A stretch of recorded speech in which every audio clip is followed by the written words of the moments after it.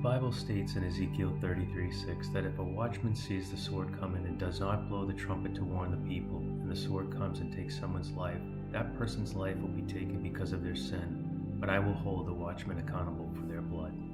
As a watchman for our Lord and Savior Jesus Christ, I was led to create this video on the mark of the beast, which is described in Revelation 13. Throughout my entire professional career, I've been involved in various industries and technologies that I believe make up the mark of the beast system.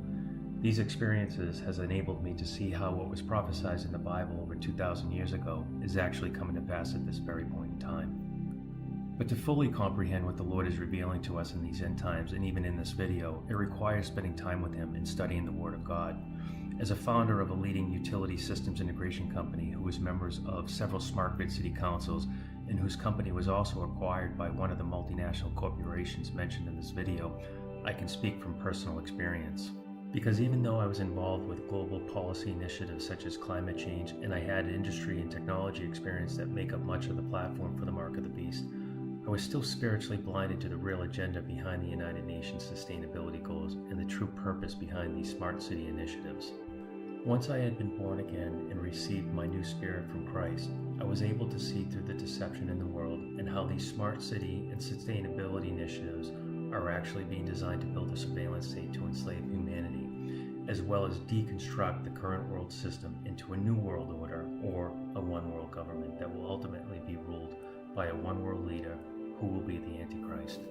I hope whoever watches this video will take into consideration my own personal experience before you disregard this video as conspiratorial.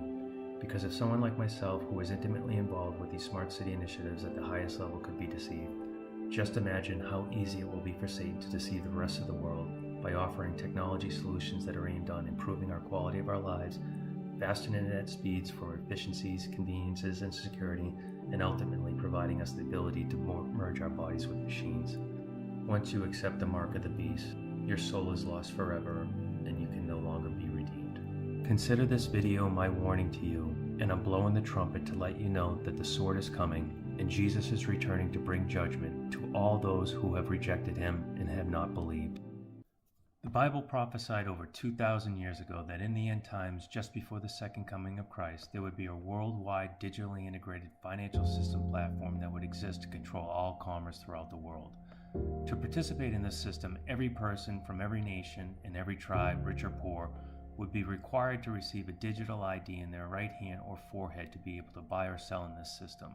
This system is known as the Mark of the Beast. And he causeth all, both small and great, rich and poor, free and bond, to receive a mark in their right hand, or in their foreheads, and that no man might buy or sell, save he that had the mark, or the name of the beast, or the number of his name. Here is wisdom. Let him that hath understanding count the number of the beast, for it is the number of a man, and his number is 666.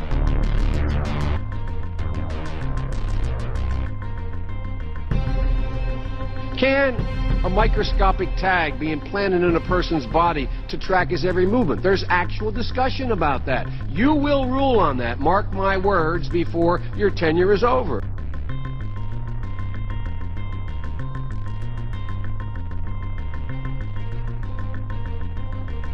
Is an approved device. There's been nothing that has come out since 2004 that has done anything to change the FDA's stance on it.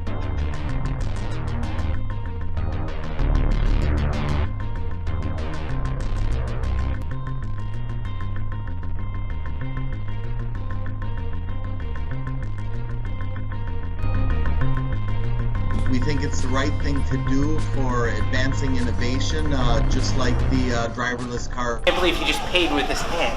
Like, you just literally put your hand up and you're good to go. Like, that's crazy.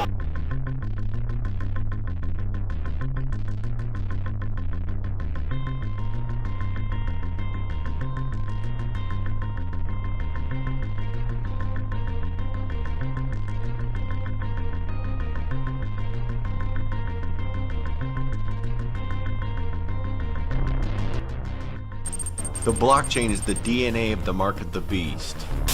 ID2020.org. digital identity benefits both individuals and organizations. Personal, unique to you and only you. Persistent, lives with you from life to death. Portable, accessible anywhere you happen to be through multiple form factors. A unique convergence of trends provides an unprecedented opportunity to make a coordinated, concerted push towards the goal of universal digital identity. New technologies including blockchain, when it is used in conjunction with long-proven technologies such as biometrics, now make it possible for all people to have access to a safe, verifiable, and persistent form of technology. The ID2020 project is funded by Accenture Corporation and Rockefeller Foundation. Accenture and Microsoft are creating a blockchain solution for this digital biometric ID. They are working for a biometric blockchain technology to decentralize the digital identity. This platform is called the Decentralized Identity Foundation.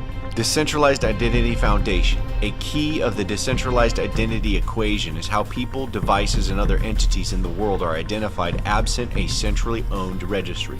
DIF seeks to address this by developing specifications, protocols, formats, and implementations for cross-chain routing, indexing, and resolution of decentralized identifiers and names. Some of the points for the Decentralized Identity Foundation are decentralized identities anchored by blockchain IDs linked to zero-trust data stores that are universally discoverable.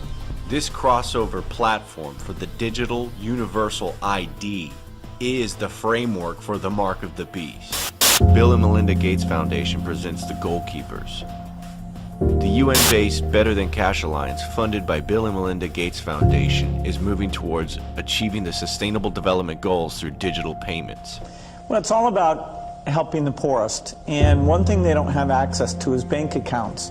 The fee structure, if you have small amounts of money, is just too high, and we got involved in some traditional microlending, but just didn't see how that could scale up and get inexpensive enough. So now we're involved in trying to make sure we get a very efficient digital payment structure set up for all the poorest in the world to get financial products that work for them.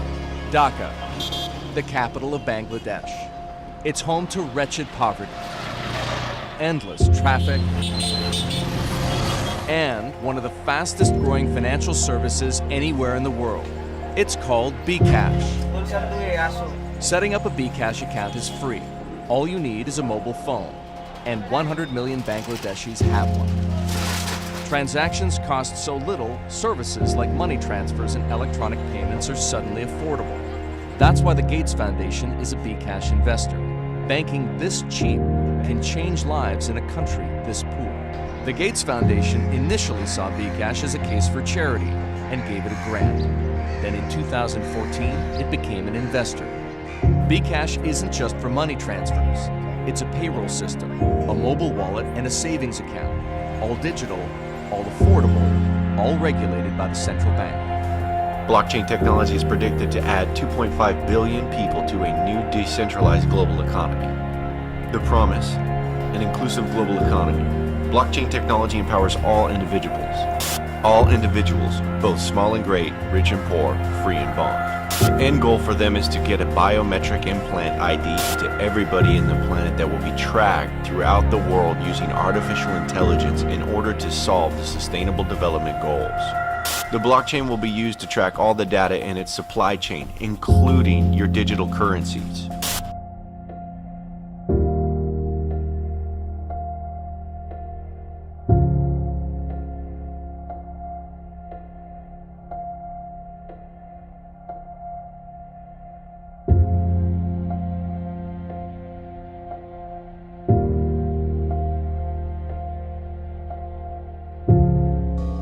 You've probably heard of blockchain and Bitcoin before, even if, like me, you may not understand how it all works.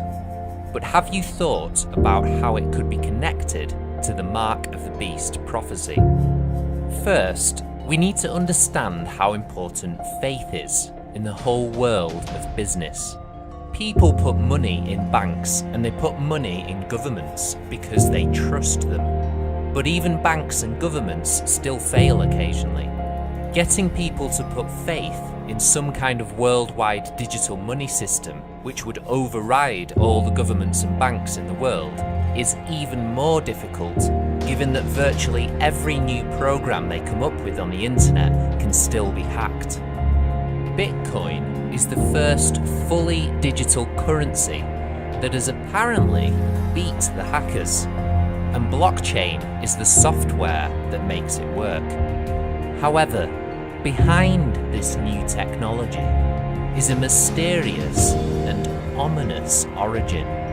Immediately after the financial crisis of 2008, right on Halloween, October 31st, blockchain was announced and gifted to the world by an anonymous source, using the pseudonym Satoshi Nakamoto, who also made the first ever Bitcoin transaction known as the Genesis block.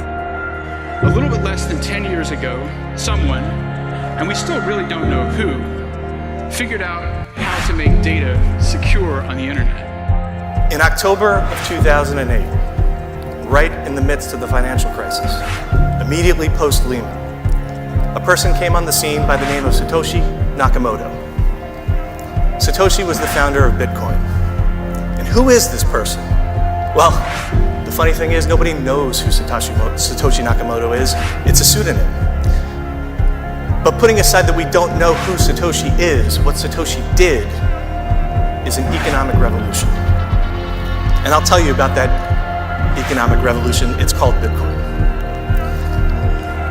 Bitcoin is a Pacioli ledger, but it's one that's not based on trust. It is a trustless ledger. Bitcoin, for everything you've heard in the papers, for everything you've read, is just a ledger. But unlike Pacioli's ledgers, it requires no trust of any kind. The ledger is called a blockchain. And a blockchain, what it does is it replaces trust with mathematics. You don't have to trust Lehman, you don't have to trust Wachovia, you don't have to trust the Federal Reserve. All you have to trust is a mathematical proof. Satoshi was the first person to make that mathematical proof work. It appears that once again, the technology genie has been unleashed from the bottle.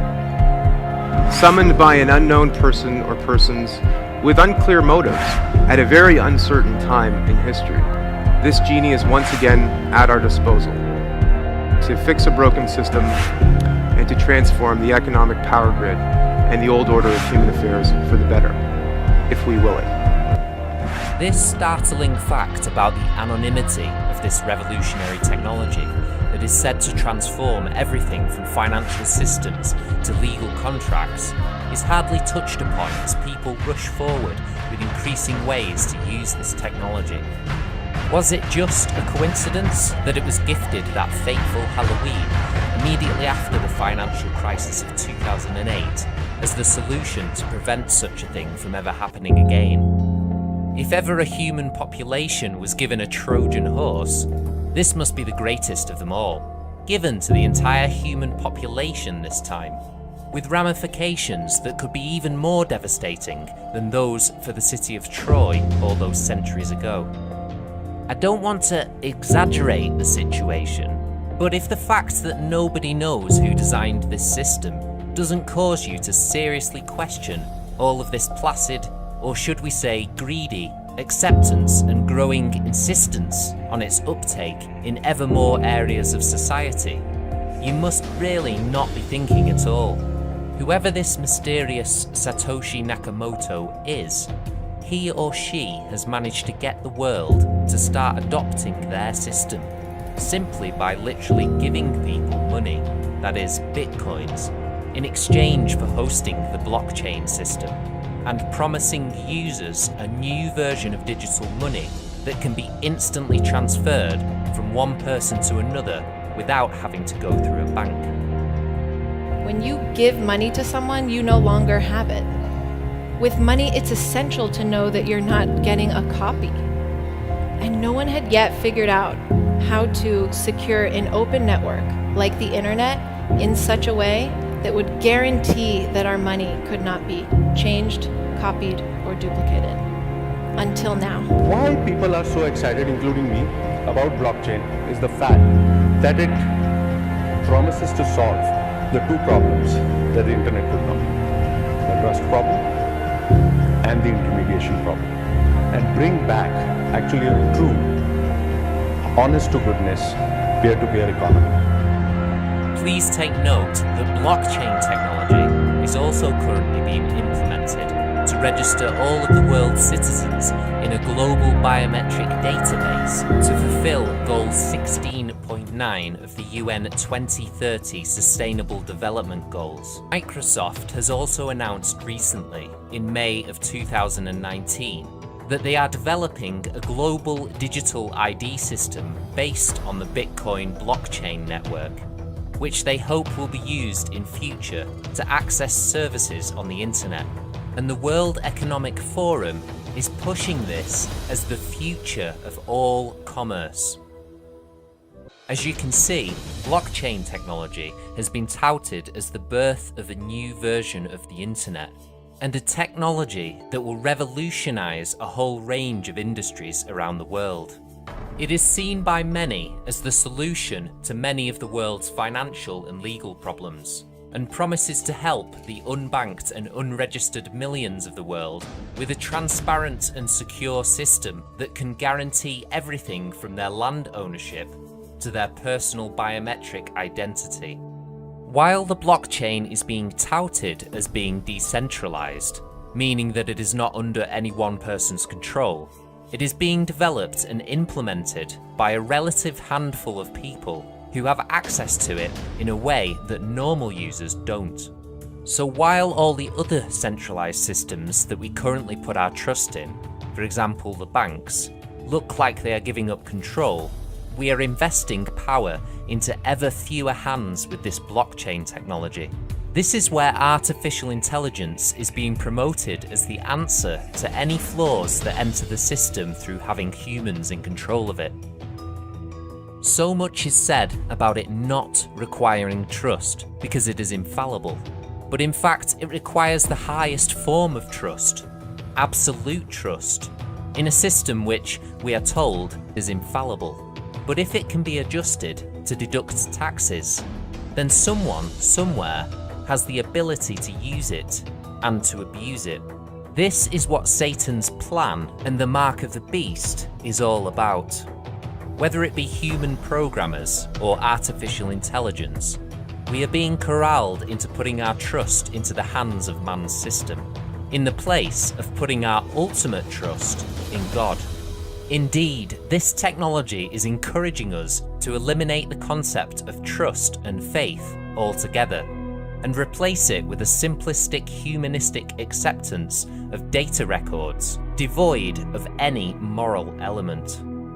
We are being delivered into the hands of a system that wants to erode all trust except in itself. We are being lured into a system that promises us freedom from the banks and governments, but which will eventually lead to the greatest totalitarian system in the history of the planet. One day, an artificial intelligence-powered false god will demand that we see it as the only true source of life, that we only trust in it for our survival, or face the greatest persecution the world has ever seen. All independent, anonymous payment systems will cease, and the system will demand that all, both small and great, rich and poor, free and slave, receive a mark in their right hand or in their foreheads, and that no one may buy or sell except the one who has the mark or the name of the beast.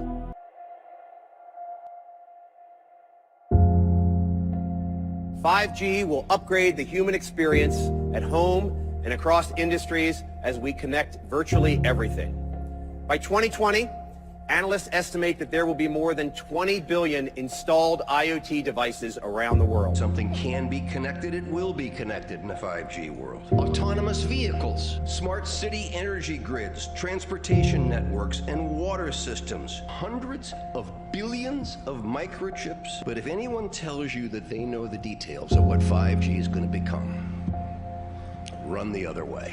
The 5G revolution will touch all corners of our A country. smart city, according to whaissmartgrid.org, is a city that harnesses technology and intelligent design to create a sustainable city. Wow. Harnessing technology, intelligent design, sustainability. Sounds awesome. Take a look at this declaration from sidewalklabs.com, a project owned by Alphabet Inc.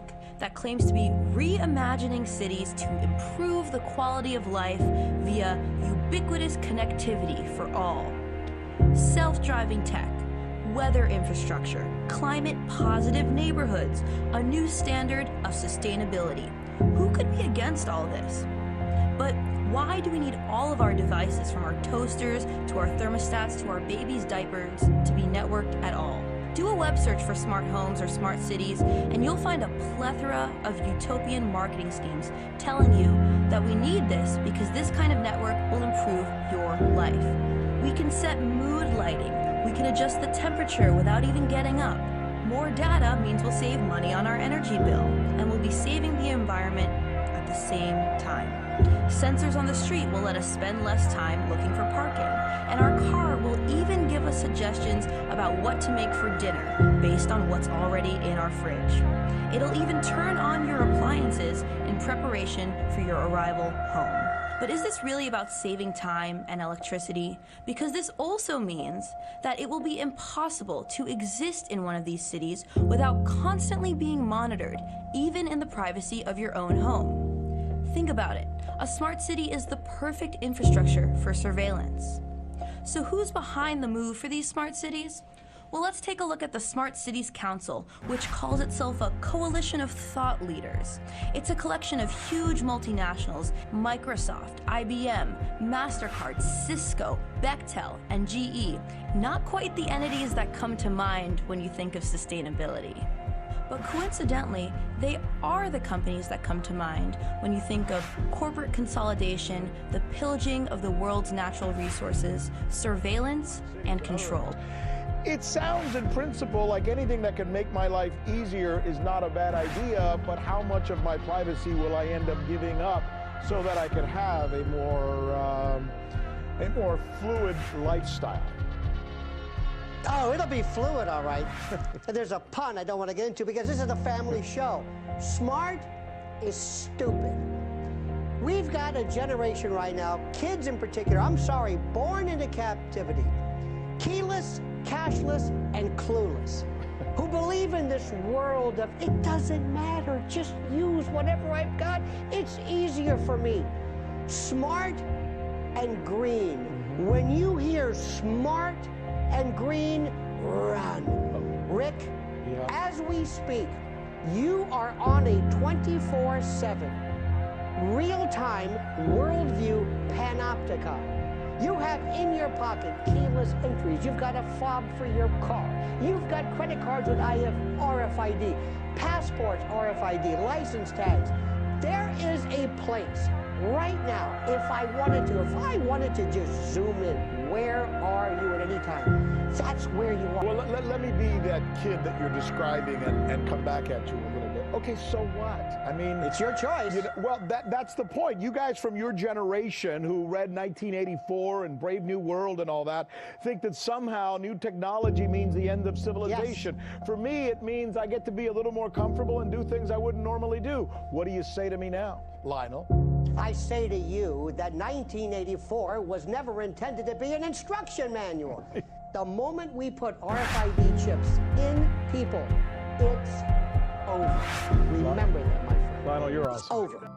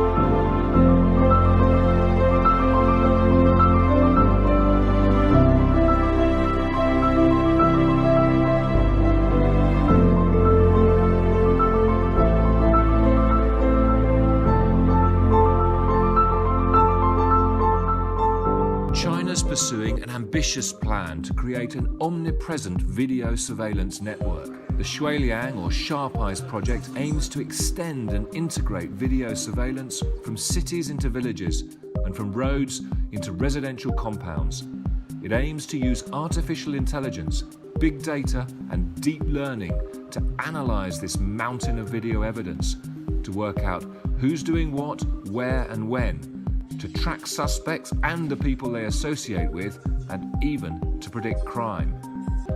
These cameras are looking at a road junction and they're identifying everything that's passing through. They're looking at cars, reading the number plates, and they're looking at pedestrians, classifying pedestrians according to their age, their gender, what kind of clothes they're wearing, even what kind of hairstyles they have.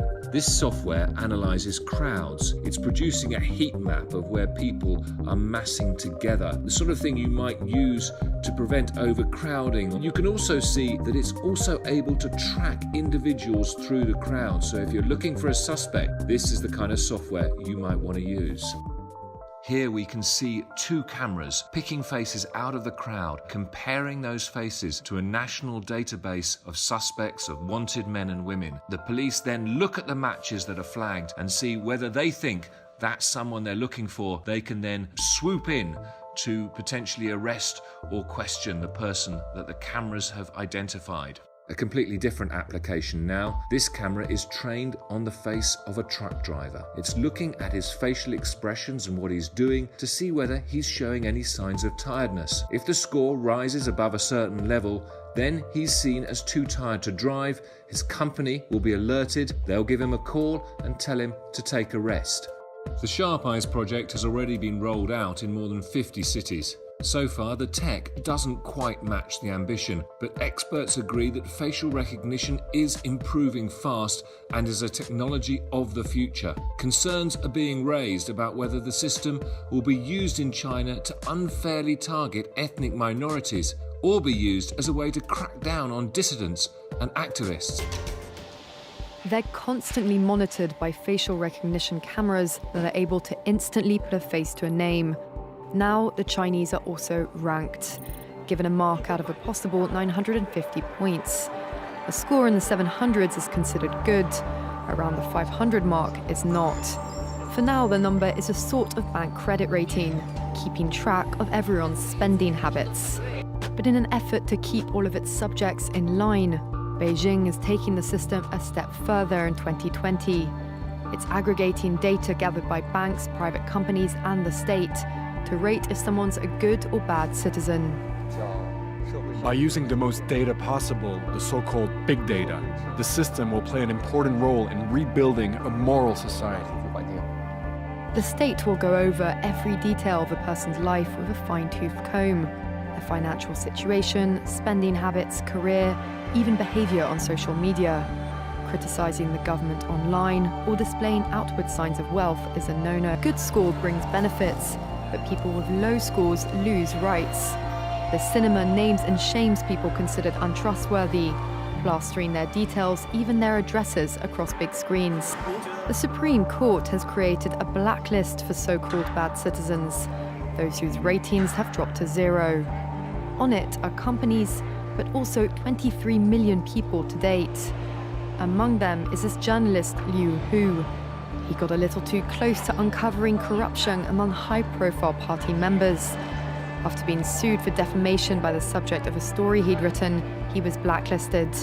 But he only realized when he tried to buy a train ticket and was told he was banned from traveling. That tells me I'm still on the blacklist. Punished because he's been branded untrustworthy by the state. Once you're blacklisted, you can no longer get a bank loan, start a business, buy an apartment, or even send your children to a private school. Okay, for anybody who hasn't been paying attention, I want to explain the Chinese social credit system. Since 2014 in China, the social credit system it has been implemented and is evolving into a single nationwide point system for all Chinese citizens, and it is akin to a financial credit score.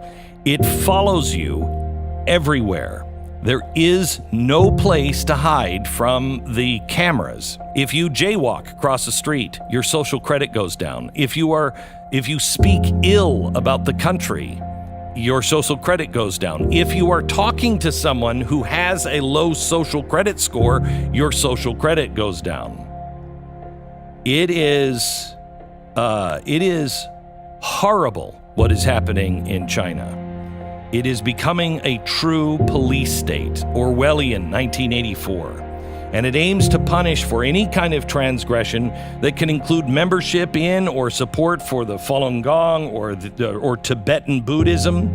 If you haven't paid your debt, if you have excessive video gaming, criticizing the government, late payments, failing to sweep the sidewalk in front of your store or house, smoking, or playing loud music on trains, jaywalking, anything that is unacceptable by the Chinese government. It also awards points for charitable donations, even taking one's own parents to the doctor. And the punishments are harsh. There are bans on leaving the country, bans on using public transportation. So in other words, all of a sudden you get to the bus and your phone says, offender, not enough social credit, you have to walk. You're not taking a bus. You can't check into certain hotels. You will immediately not be hired for any high visibility job. If you have spoken out against the government, you have posted something that shouldn't have been posted, your children will be pulled out of the private school and may not even make it into a public school. It can result in slower internet connections and also social stigmatization because you are now registered on a public social blacklist.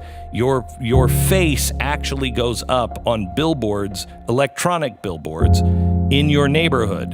And anyone who interacts with you, their social credit goes down.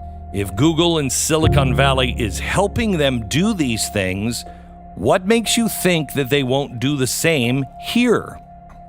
There are now 40 or so pilot projects operated by local governments, at least 6 run by tech giants. The New York State Department of Financial Services announced earlier this year that life insurance companies can base premiums on what they find in your social media posts. But now we have Patron Scan. It's now on sale in the United States, Canada, Australia, and the United Kingdom, and it helps spot fake IDs, but it also tracks troublemakers. So when you arrive at, let's say, a Patron Scan using bar, what they do is they ask you for ID, they scan it. The company maintains a list of objectionable customers designed to protect venues from people who have previously had a problem in any bar, fighting sexual assault, drugs, thefts, or any other bad behavior. But the bad behavior, that list is up to each restaurant. If you are banned in one bar, you will be banned in all bars that use this system. And that's in Australia, the United States, the United Kingdom. No matter where you go, you are known as someone who can't go into the bar. They keep a private list that are not shared with other bars if they want, but if you are a bad customer, it can be kept for 5 years. They do have an appeals process, but it's up to the company whether they listen to it or not. Uber and Airbnb, we all know that when you get into an Uber, if the driver has written something bad about you, you're probably not going to get into another Uber. If you have somebody who didn't like you, can say whatever, you're going to not be able to use Uber. Airbnb is now the same, and that is a private list. So if you are in an Airbnb, and think about how big Airbnb is now. If you're in an Airbnb and the owner didn't like something or said you did something, even if you didn't do it, they can alert Airbnb. It's kept confidential. You have no right to see what your accuser is telling you, and you are banned from all Airbnb. WhatsApp, also developing for communications, a new social credit score. For example, you can be banned on WhatsApp if too many other users block you. You can also get banned for sending spam, threatening messages, trying to hack or reverse engineer the WhatsApp app, or using the service with an unauthorized app. Now, this is small potatoes in the United States, but not for the rest of the world, because in many parts of the world, this is the main form of communication. Not being allowed to use WhatsApp in some countries is like not being able to use a telephone in America. Now, here's the problem. Nobody likes antisocial, violent, rude, unhealthy, reckless people. We got it. So what's wrong with this technology? As I have said before, what is now being built completely changes our system. We have always had protections of the First and Second Amendment. We've had protections of privacy, supposedly, under the Constitution. We don't anymore. First Amendment, freedom of speech? Nope. How about freedom of assembly? Nope. Freedom of assembly with people that you choose? Nope. It's not protected. Freedom of religion? No. They're banning Christian ads now just because they're Christian. That doesn't sound like a good thing. And that's protected by the Constitution. Not really. Second Amendment? Nope. Anybody can say, no guns here. And they don't have to do anything about it. They can pressure banks now to say, don't do business with the gun manufacturers or the gun businesses or people who have a gun. Don't do business with them. We're going to cancel their financial services. Totally fine, because it's a private company. Don't quarter soldiers in the house. Well, the NSA is already doing it, but so is Google, so is Amazon. They're listening to your conversation. There is no such thing as privacy anymore. And no law can stop these things because they're private companies. They can do whatever they want. In China, they're doing it by force because the government. China is going this way just as Orwell predicted in 1984.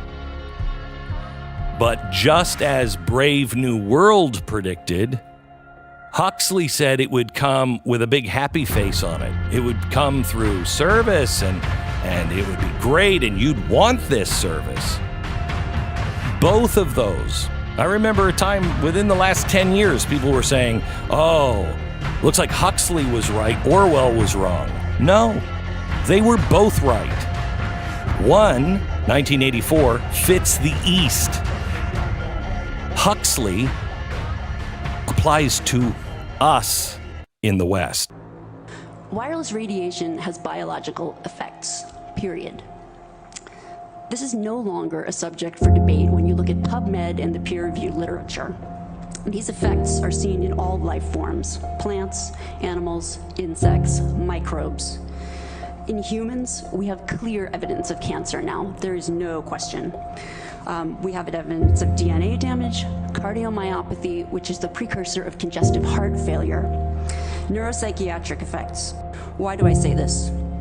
We've been sitting on the evidence for EMR and chronic disease for decades. And now we're seeing all these epidemics appearing. So diabetes is the first epidemic. I think most of you know the statistics. They're very scary. 1 in 3 American children will become diabetic in their lifetime, and if they're Hispanic females, the number is 1 in 2. So what does this have to do with wireless radiation? Wireless radiation and other electromagnetic fields, such as magnetic fields and dirty electricity, have been clearly associated with elevated blood sugar and diabetes. That is what the peer-reviewed literature says. It is not opinion.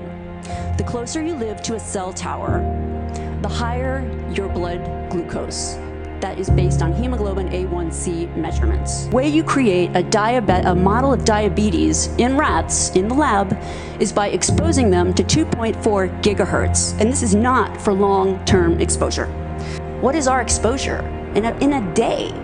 It's not one cell phone.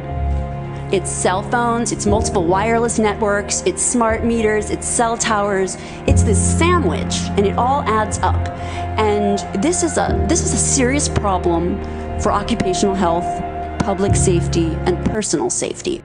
The phone company Sprint shut down a cell phone tower on the campus of a California elementary school after some parents said it may be linked to several recent cases of childhood cancer. Kelly Prime's son Kyle was just 10 years old when he was diagnosed with kidney cancer in 2016.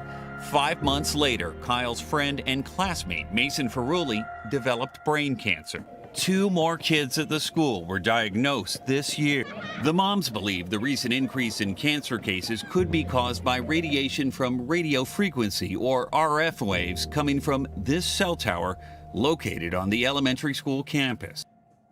We've heard from a lot of witnesses, from you today and others previously, about the very important potential of 5G technology. It promises to bring us a new era of connectivity with internet speeds as much as 5 times faster than what we have today, with much lower latency, and that's all a good thing.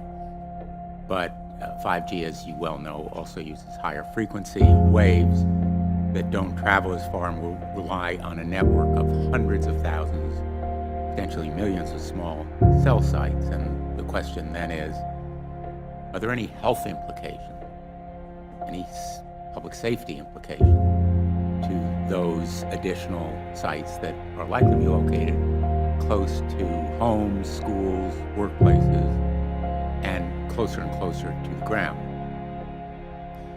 My question for you, particularly Mr. Gillen and Mr. Berry, how much money has the industry committed to supporting additional independent research? I stress independent research.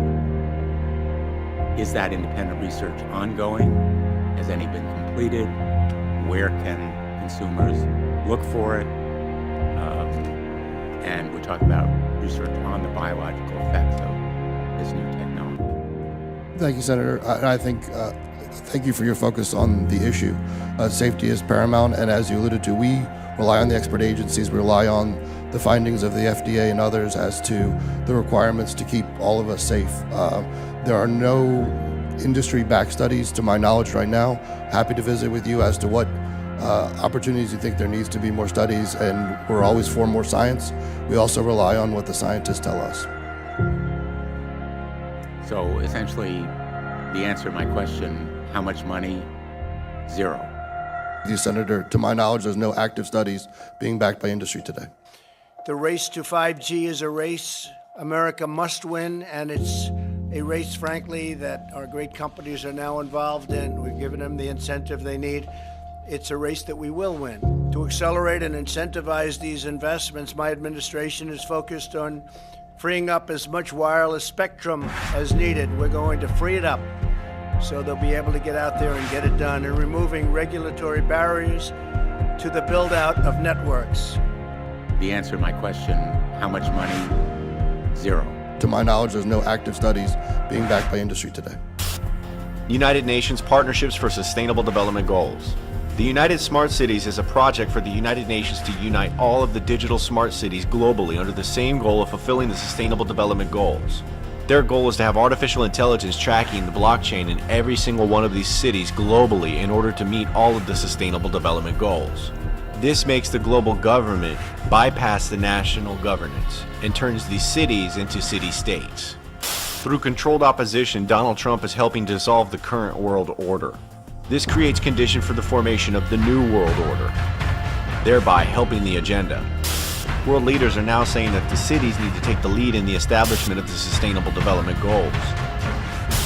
This was planned long ago when the world mayors had went to the Vatican to meet with the Pope to discuss the sustainable development. Mayors of 7,400 cities worldwide have vowed to keep the commitments made by Pope Francis and Barack Hussein Obama for the Sustainable Development Goals. The Sustainable Development Goals, being monitored over 10 world regions by a biometric tracking implant, is the mark of the beast.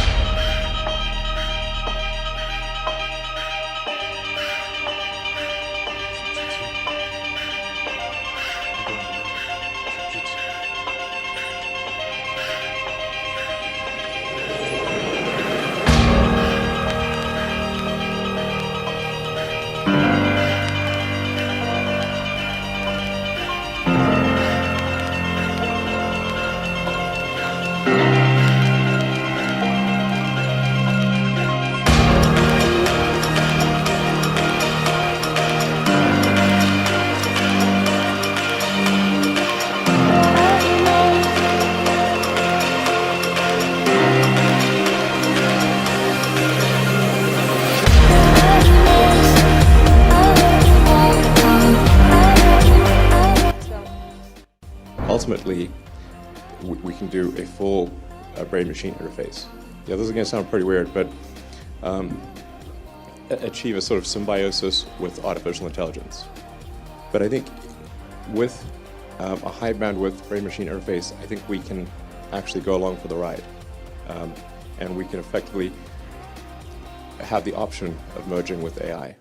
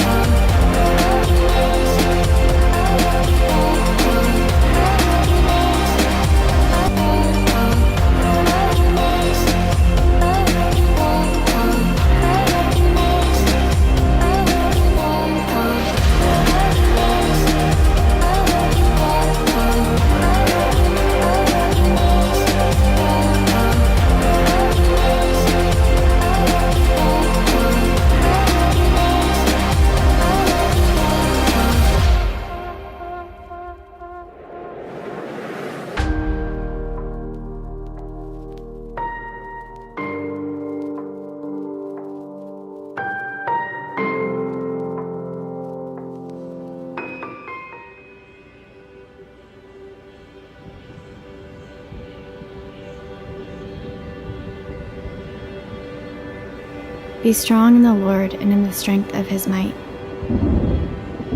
Put on the whole armor of God, that you may be able to stand against the schemes of the devil.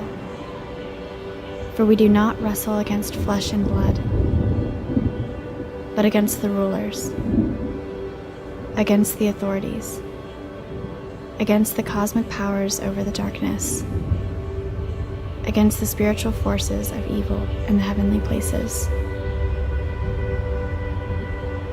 Take up the whole armor of God, that you may be able to withstand in the evil day, and having done all, to stand firm, praying at all times in the Spirit, with all prayer and supplication. To that end, keep alert with all perseverance, making supplication for all the saints.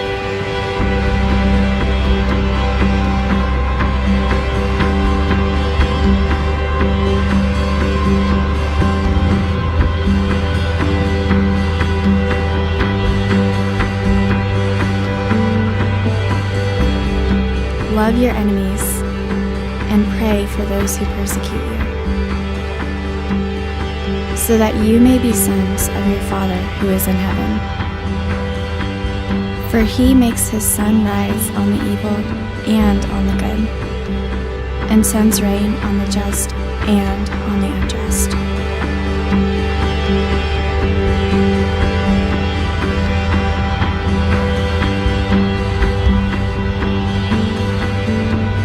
Rejoice always, pray without ceasing, give thanks in all circumstances, for this is the will of God, in Christ Jesus, for you.